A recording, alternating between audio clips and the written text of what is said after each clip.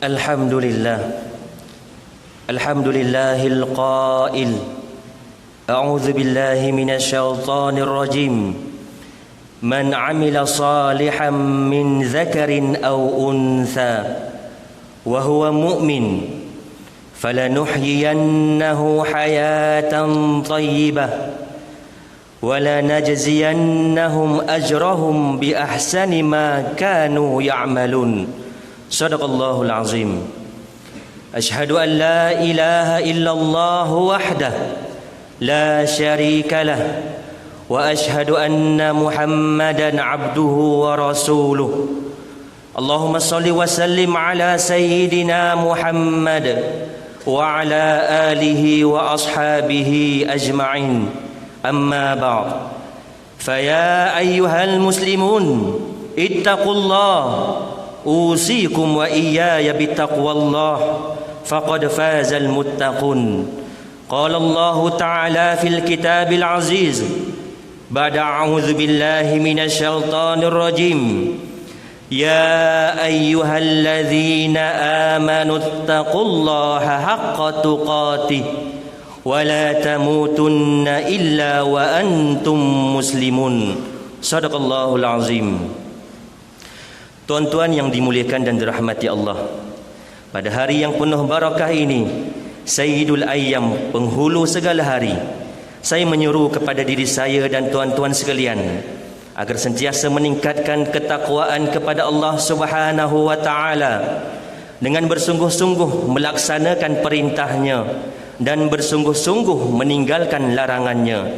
Mudah-mudahan kita semua selamat dari murka dan azab neraka Allah Subhanahu wa taala. Sekali lagi saya menyeru kepada diri saya dan tuan-tuan, marilah kita menghayati khutbah pada hari ini yang bertajuk memahami pahala dan dosa. Tuan-tuan yang dimuliakan dan dirahmati Allah sekalian, sebagai seorang muslim, kita dituntut untuk yakin dan beriman dengan hari akhirat yang padanya ada pengadilan dan pembalasan. Kita yakin dan percaya bahawa setiap amal perbuatan kita di dunia ini ada perkiraan pahala dan dosa yang akan menerima balasan seadil-adilnya. Ini adalah untuk menguji siapakah yang terbaik amalannya. Inilah tujuan kehidupan manusia di dunia, lalu dimatikan oleh Allah Subhanahu wa taala dan kemudiannya dihidupkan semula dengan kehidupan yang kekal abadi di akhirat kelak. Hakikat ini dijelaskan oleh Allah Subhanahu wa taala dalam surah Al-Mulk ayat yang kedua. A'udzubillahi minasyaitonir rajim. Allazi khalaqal mauta wal hayata liyabluwakum ayyukum ahsanu amala wa huwal azizul ghafur. Shadaqallahul azim. Dialah yang mentakdirkan adanya mati dan hidup kamu untuk menguji dan menzahirkan keadaan kamu. Siapakah di antara kamu yang lebih baik amalannya? Dan ia maha berkuasa membalas amal kamu, lagi maha pengampun bagi orang-orang yang bertaubat. Sesungguhnya amalan seseorang itu adalah sebagai gambaran yang dapat memperlihatkan tahap sebenar kehambaan manusia di sisi Tuhannya. Sama ada seseorang itu melakukan kebaikan lalu mendapat pahala, atau seseorang itu melakukan kejahatan dan mendapat dosa. Untuk memahami berkaitan pahala dan dosa, marilah kita meneliti hadis yang diriwayatkan daripada Abu Hurairah radhiyallahu anhu bahawa Rasulullah sallallahu alaihi wasallam bersabda, "Man hamma bihasanah falam ya'malha kutibat lahu hasanah wa man hamma bihasanah fa'amilaha kutibat lahu 'ashra ila 700 dha'f wa man hamma bisayyi'ah falam ya'malha lam tuktab wa in 'amilaha kutibat." Sesiapa yang berniat untuk melakukan sesuatu kebaikan namun dia tidak sempat melakukannya, ditulis juga untuknya satu kebaikan.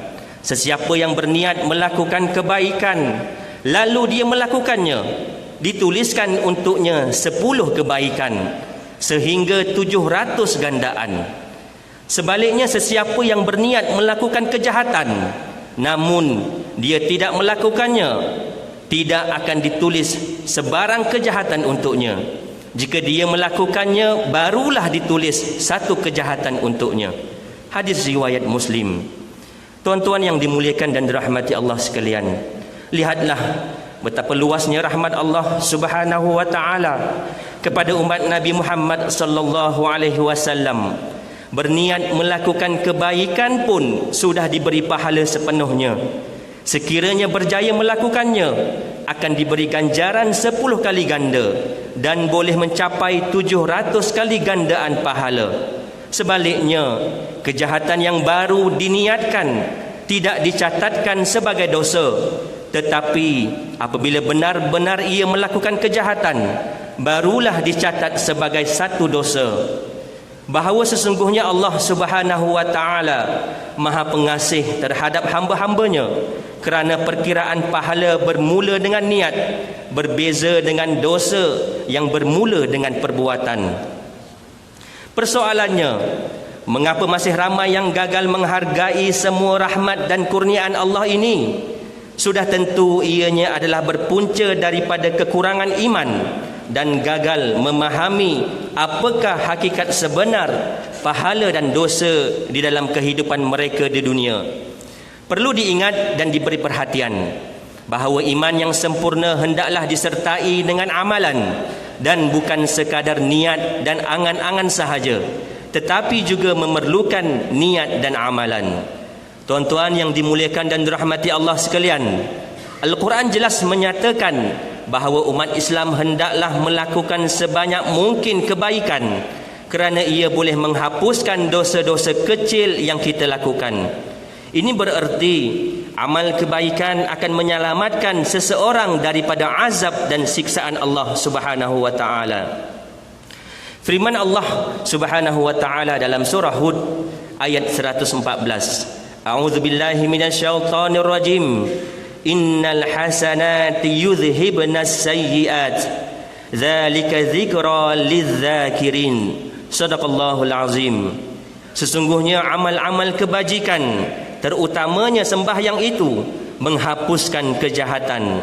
Perintah-perintah Allah yang demikian adalah menjadi peringatan bagi orang-orang yang mahu beringat. Adapun perlakuan dosa pula adalah sesuatu yang akan mengundang malapetaka dan kemurkaan Allah Subhanahu wa taala. Seperti dalam firman Allah Subhanahu wa taala dalam surah Al-Ankabut ayat 40, mengingatkan kita tentang ancaman ini. A'udzubillahi minasyaitonir rajim. Fakullan akhadna bi dhanbihi faminhum man arsalna 'alaihi hasiba wa minhum man akhadhathu as-sayhah wa minhum man khasafna bihil ard wa minhum man aghraqna wa ma kana Allahu liyazlimahum walakin kanu anfusahum yazlimun. Shadaqallahul azim. Maka masing-masing kami binasakan dengan sebab dosanya, iaitu di antaranya ada yang kami hantarkan angin ribut menghujaninya dengan batu-batu, dan ada yang dibinasakan dengan letusan suara yang menggempakan bumi, dan ada yang kami timbuskan dia di bumi, dan ada pula yang kami tenggelamkannya di laut. Dan ingatlah, Allah tidak sekali-kali menganiaya mereka, akan tetapi merekalah yang menganiaya diri mereka sendiri. Justru bencana yang menimpa umat Islam sejak dahulu lagi adalah peringatan daripada Allah Subhanahu wa taala yang berpunca daripada dosa-dosa dan keingkaran manusia terhadap Allah Subhanahu wa taala. Dosa juga akan mengganggu ketenangan jiwa kita, kerana jiwa akan resah dan gelisah dengan bebanan dosa yang ditanggungi. Hadis daripada Nawas bin Sim'an Al-Ansari radhiyallahu anhu bahawa Rasulullah sallallahu alaihi wasallam bersabda, Al-birru husnul khuluq wal ithmu ma haka fi sadrik wa karihta ay yattali'a alaihin nas. Kebajikan adalah akhlak yang mulia, dan adapun dosa iaitu apa yang engkau gelisahkan di hatimu dan engkau tidak suka kalau ada orang yang mengetahuinya. Hadis riwayat Muslim. Tuan-tuan yang dimuliakan dan dirahmati Allah, mengakhiri khutbah pada hari ini, marilah kita mengambil beberapa intipati dan pengajaran penting sebagai panduan berguna untuk memastikan kesejahteraan hidup kita. Antaranya, yang pertama, kita hendaklah mengimani bahawa setiap perbuatan kita, sama ada baik maupun jahat, akan diperhitungkan di akhirat kelak. Yang kedua, kita hendaklah meyakini bahawa amalan kebaikan akan mendapat pahala dan dibalas dengan syurga, manakala perbuatan jahat akan mendapat dosa dan dibalas dengan neraka. Yang ketiga, kita hendaklah sentiasa menyukai kebajikan dan sentiasa berazam meningkatkan amalan untuk menjamin kebahagiaan di dunia dan di akhirat. A'udzubillahi minasyaitonirrajim. In tajtanibu kaba'ira ma tunhauna an nukaffir ankum sayyi'atikum wa nudkhilkum mudkhalan karima. Shadaqallahul azim. Jika kamu menjauhkan dosa-dosa besar yang dilarang kamu melakukannya, kami akan ampunkan kesalahan-kesalahan, yakni dosa kecil kamu, dan kami akan masukkan kamu ke tempat yang mulia, yakni syurga. Surah An-Nisa ayat 31. Barakallahu li wa lakum fil Qur'anil azim wa nafa'ani wa iyyakum bima fihi minal ayati wadh-dhikril hakim wa taqabbala minni wa minkum tilawatah innahu huwas samiul alim. أقول قولي هذا وأستغفر الله العظيم لي ولكم ولسائر المسلمين والمسلمات فاستغفروه إنه هو الغفور الرحيم. اللهم إنا نسألك بحرمة هذا اليوم المبارك أن تكشف عنا كربتنا وأن تغفر لنا ذنوبنا وأن ترزقنا من حيث لا نحتسب برحمتك يا أرحم الراحمين والحمد لله رب العالمين.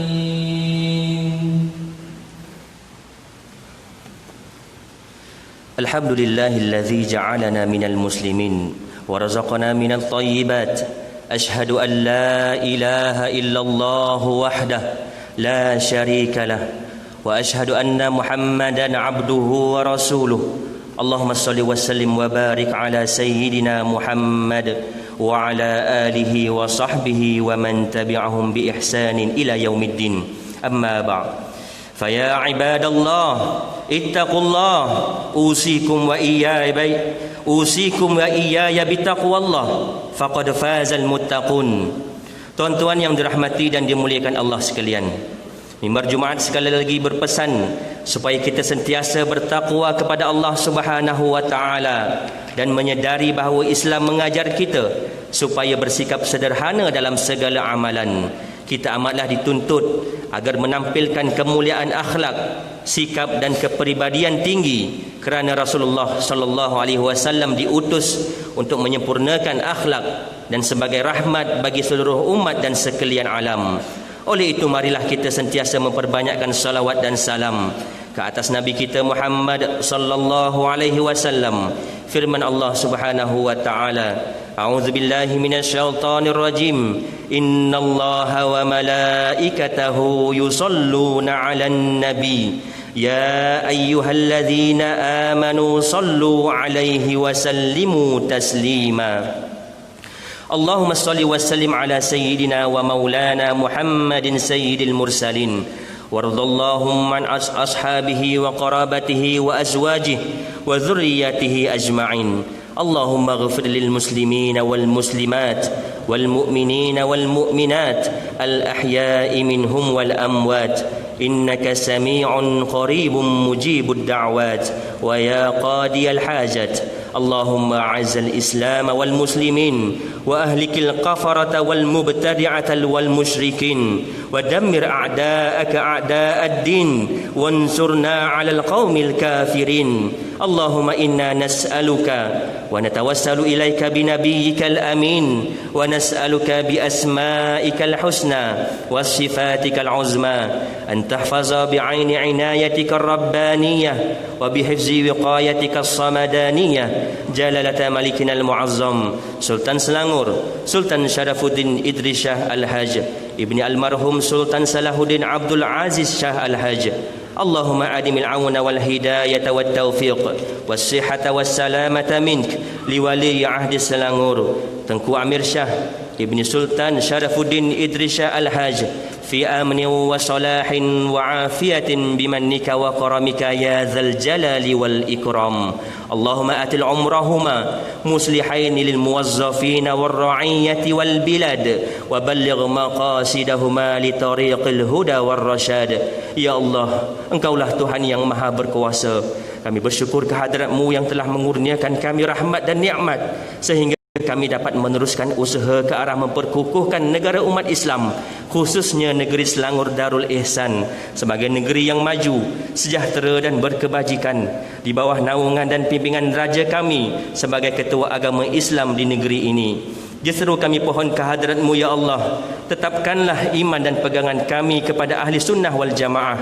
Terimalah amalan soleh kami, suburkanlah jiwa kami dengan budi pekerti yang mulia, satukanlah hati-hati kami, kurniakanlah kami rezeki yang luas lagi barakah, kayakanlah kami dengan ilmu yang bermanfaat, lindungilah kami daripada bala bencana dan peliharalah kami daripada ajaran sesat yang terkeluar daripada Islam seperti Qadiani dan ajaran sesat seperti Syiah serta ajaran-ajaran lain yang difatwakan menyeleweng dari ajaran Islam atau bertentangan dengan pegangan ahli sunnah wal jamaah.